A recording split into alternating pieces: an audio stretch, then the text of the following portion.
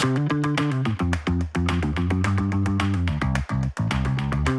à toutes et à tous.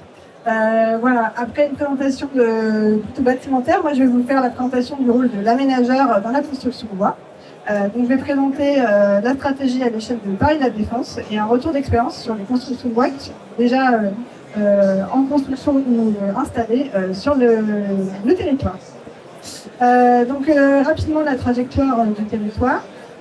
Pourquoi on s'engage dans la construction de bois? C'est parce que ça permet de construire bas carbone. Alors déjà, deux mots sur le territoire, parce qu'on a tendance à considérer que Paris La Défense ce n'est que le quartier d'affaires. Or, en fait, on a à la fois l'aménagement et la transformation du quartier d'affaires qui se renouvelle en permanence, mais aussi d'autres zones d'aménagement, donc une sur la Garenne-Colombe qui s'appelle Charlesbourg, ainsi que deux ZAC sur Nanterre, assez importantes. La ZAC d'Aigron ici, et la ZAC bord de Seine, qui va en fait depuis l'Arche jusqu'à la Seine, comme son nom l'indique, avec les terrasses de Nanterre qui sont déjà pas mal aménagées, et puis des zones encore à construire dans les années qui viennent.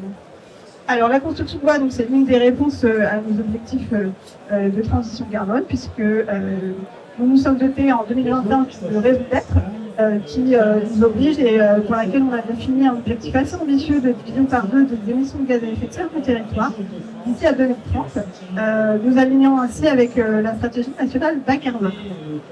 Dans le cadre de cette trajectoire, on a calculé ou en tout cas estimé les émissions de carbone du territoire. Et comme vous pouvez le constater, la construction est responsable des émissions d'à peu près un tiers à l'échelle du territoire, parce qu'on est un quartier en renouvellement permanent. Et donc on s'est beaucoup focalisé sur la construction pour définir nos objectifs bas carbone. En effet, désormais, si vous voulez construire sur le territoire, vous devrez construire avec une ambition assez importante en termes de réglementation, puisqu'on va vous demander d'être en avance de 2 jalons sur la réglementation 2020, donc d'appliquer dès aujourd'hui le jalon 2028. Ça, c'est pour les bureaux et logements. Et pour les autres types de bâtiments, on va vous demander d'être sur le label E3C2, puisqu'il y a encore certaines typologies de bâtiments qui n'appliquent pas la réglementation. Et en rénovation, il n'y a pas d'obligation réglementaire, donc c'est basé sur le label bâtiment bas carbone, pour lequel on demande un label BBCA standard Amenama dans le cadre de réhabilitation.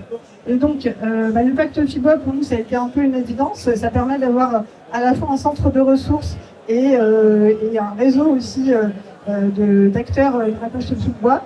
On s'est engagé donc assez récemment pour une période de 4 ans, puisque le pacte FIBOA, c'est toujours 4 ans, avec un niveau d'engagement qu'on peut trouver peut-être un peu frileux, mais qui est vraiment lié à la particularité du quartier d'affaires, qui est de 10% de SDP en bois biosourcé sur les 4 ans à venir. Avec, pour ceux qui ne connaissent pas le pacte FIBOA, en résumé, un peu l'idée que sur la construction neuve, on va construire 10% de la SDP qui sort en un équivalent niveau 3 du label bâtiment biosourcé de France. Les autres engagements, vous les connaissez peut-être sur le pacte FIBOA, ce sont à la fois des bois labellisés FSC et PEFC à 100% et du bois français à 30% minimum. Voilà, donc pour continuer, je vais vous donner quelques exemples de construction de bois à la maison, puisqu'on n'a pas attendu ni notre trajectoire bas carbone, ni notre signature du pacte FIBOA pour qu'il y ait des constructions de bois, mais c'est quelque chose qui va s'intensifier dans les années à venir. Donc on commence à l'origine. Voilà, c'est le bâtiment le plus ancien, on va dire, en bois, qui est sur Nanterre, qui a été construit par ICAD. Voilà, ils sont quand même assez en avance. Donc un bâtiment bureau assez important, puisqu'il y a 66 000 m² et qui était labellisé E3C2.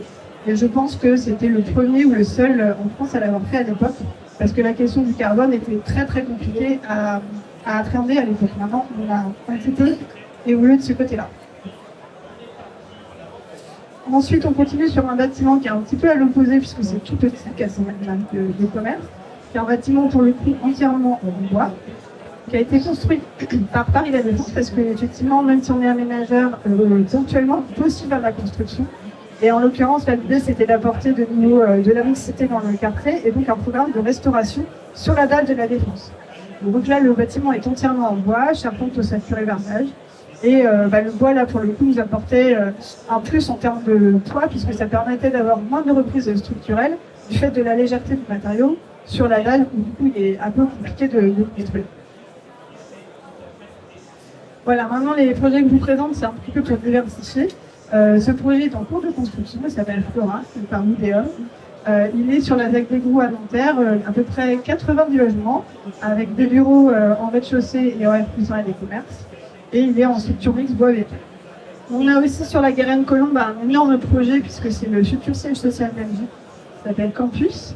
Et donc qui va accueillir dès l'année prochaine le siège de l'entreprise sur 94 000 m², sur une ancienne friche industrielle, avec en fait une structure bois sur les niveaux supérieurs du cégep. On continue avec Inspire, qui est un bâtiment de BNP Paribas Real Estate sur la commune de Puteaux, qui est également en cours de construction et qui sera livré début 2025, avec une programmation de bureaux et de commerce et un niveau E3-C1, ce qui est quand même tout à fait correct pour le bureau, puisque, comme vous le savez peut-être, pour le bureau, c'est tout plus compliqué d'être sur du bas carbone que les logements, parce qu'il y a beaucoup plus de contraintes structurelles et en termes de renouvellement d'air et d'équipements techniques qui font que c'est beaucoup plus difficile. Donc déjà, au niveau C1, c'est un bon objectif. Et enfin, je finis par Synapse, qui est un projet dont on est fier parce qu'on a quand même beaucoup contribué à ce projet, à Paris La Défense. Et en fait, un projet issu d'un appel à projet qu'on a lancé nous sur notre foncier, ce qui est assez rare pour être signalé sur le quartier d'affaires. On a donc lancé un appel à projet mixte et bas carbone en 2022 sur 5 sites du quartier d'affaires, avec le triple objectif d'avoir des bâtiments bas carbone, d'avoir une nouvelle mixité programmatique et d'avoir un nouveau lien entre les communes loisirs et la dalle de La Défense. On estime que le pari est assez réussi pour ce premier site, puisque donc on a un bâtiment qui est en co-living et pas en bureau, et qui est en bois 100% modulaire avec des structures 3D qui sont réalisées hors site, qui est une innovation que le projet a permis et qui va être développé par GA Smart Building et Touch Evo. Voilà, j'en ai fini. Je vous remercie pour ce petit tour d'horizon de la construction de bois à Paris La Défense et je reste disponible pour toutes vos questions. Merci beaucoup.